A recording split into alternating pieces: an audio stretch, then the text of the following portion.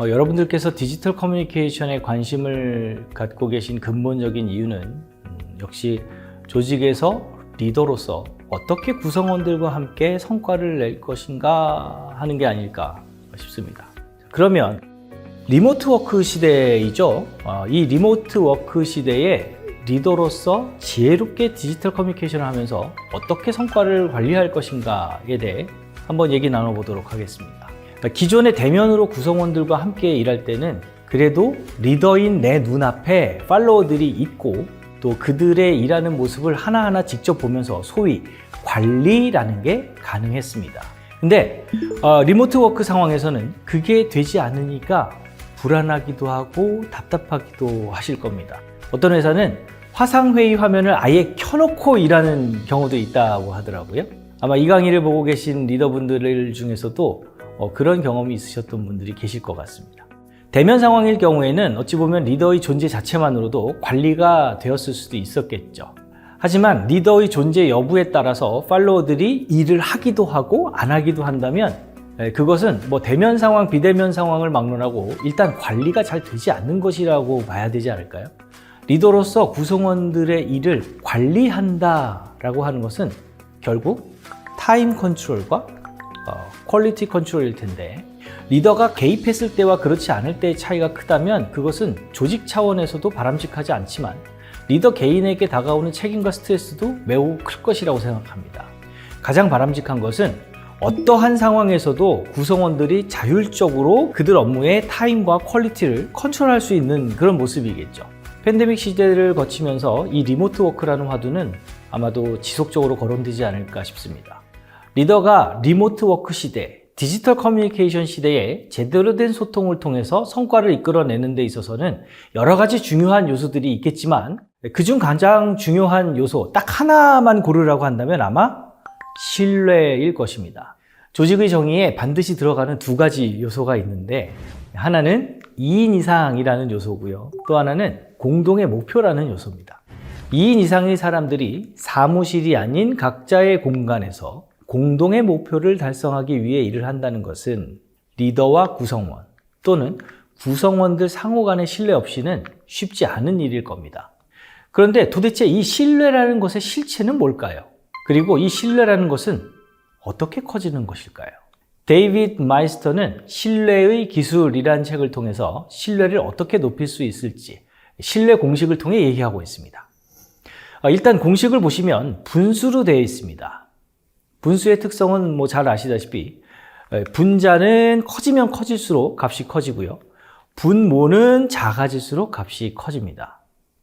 자, 먼저 커지면 커질수록 값이 커지는 분자부터 한번 살펴보면 분자의 C는 credibility입니다.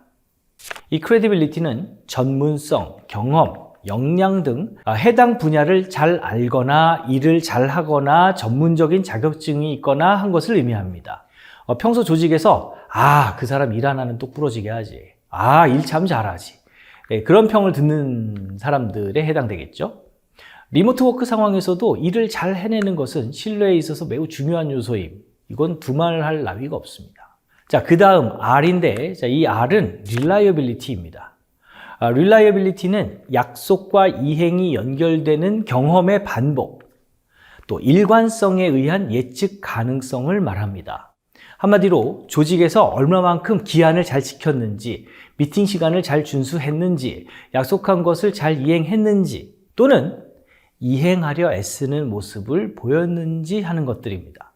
리모트 워크상에서 기한 준수, 약속 이행은 지켜졌을 때보다 지켜지지 않았을 때 이미지에 입는 부정적 타격이 더 큽니다.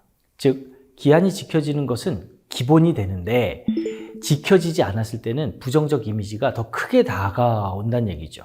그래서 이 reliability는 굉장히 중요합니다. 그 다음 분자의 마지막 I, intimacy입니다. 자, 이 intimacy는 친밀감입니다. 말 그대로 친밀한 감정이죠. 인간적인 매력을 이야기하기도 합니다. 회사에서도 보면 같은 동료 관계에 있더라도 어떤 사람은 업무와 관련된 얘기들뿐만 아니라 그 업무를 둘러싼 주변 얘기들도 편안하게 얘기 나눌 수 있는 그런 사람이 있는 반면에, 또 어떤 사람은 딱 정해진 주제 외에는 말조차 섞고 싶지 않은 그런 사람들도 있죠. 그러니까 인티머시란 그런 겁니다. 아, 저 사람 참 좋다 하는 그런 느낌이에요. 자, 지금까지 설명드린 세 가지 credibility, reliability, intimacy는 커지면 커질수록 조직에서의 신뢰도가 커집니다. 자, 그럼 분모.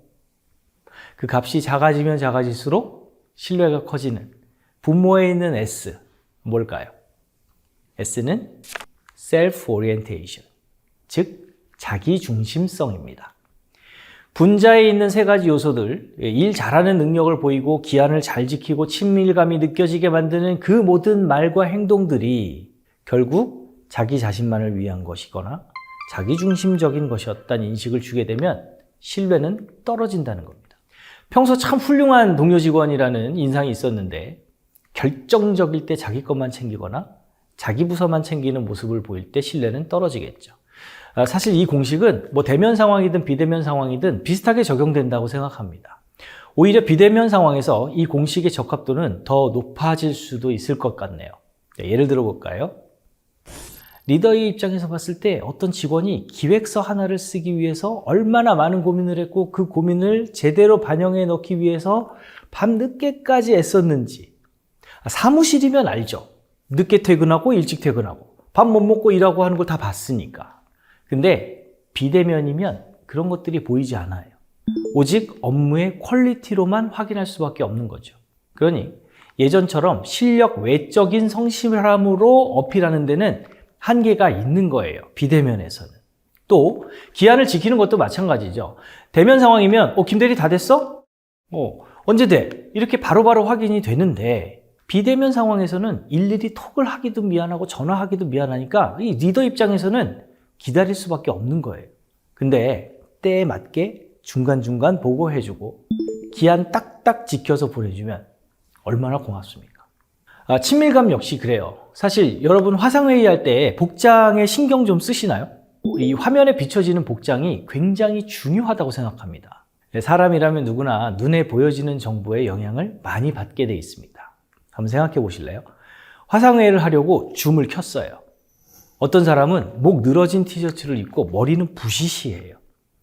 또 다른 사람은 같은 티셔츠라도 좀 더 깔끔한 색, 그리고 그 위에 가벼운 조끼나 자켓을 걸쳤어요.